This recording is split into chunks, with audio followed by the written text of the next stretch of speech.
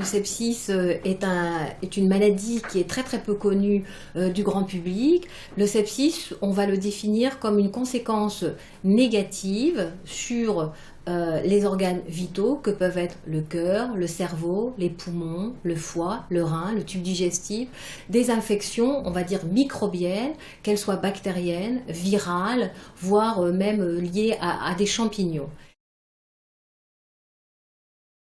Au niveau français, dans certaines circonstances, on a une mortalité qui peut aller jusqu'à 40-50% de mortalité. En mortalité de patients hospitalisés, là encore, si on compare avec toujours les bémols de la comparaison, à moins de 5% pour l'infarctus actuellement hospitalisé. La mortalité par an est d'environ 30 000 décès par an.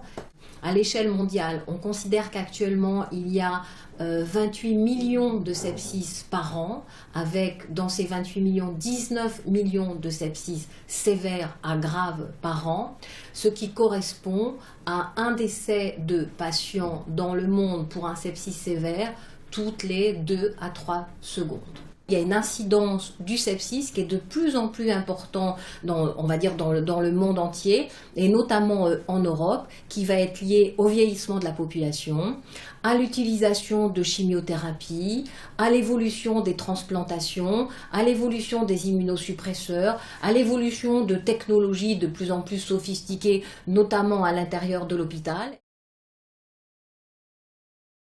On a bien vu que le sepsis était finalement une relation entre un microbe et un autre qui est l'organisme.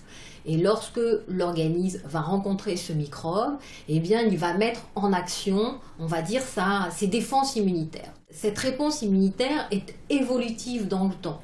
On peut dire qu'on a une première phase qui est une réponse très agressive et une deuxième phase qui est une réponse un petit peu moins agressive, mais qui est une réponse immunitaire. Depuis de nombreuses années se développe une recherche physiopathologique plus centrée sur les conséquences de cette relation entre l'hôte et le microbe. Et il faut savoir qu'il y a eu malheureusement beaucoup d'échecs, et une des raisons de ces échecs, c'est la difficulté de caractériser justement le stade de la réponse immunitaire. À quelle phase de réponse immunitaire le patient est? Est-ce qu'il est dans une phase très agressive qu'il va falloir moduler parce qu'elle peut malheureusement, cette phase-là, entraîner le décès?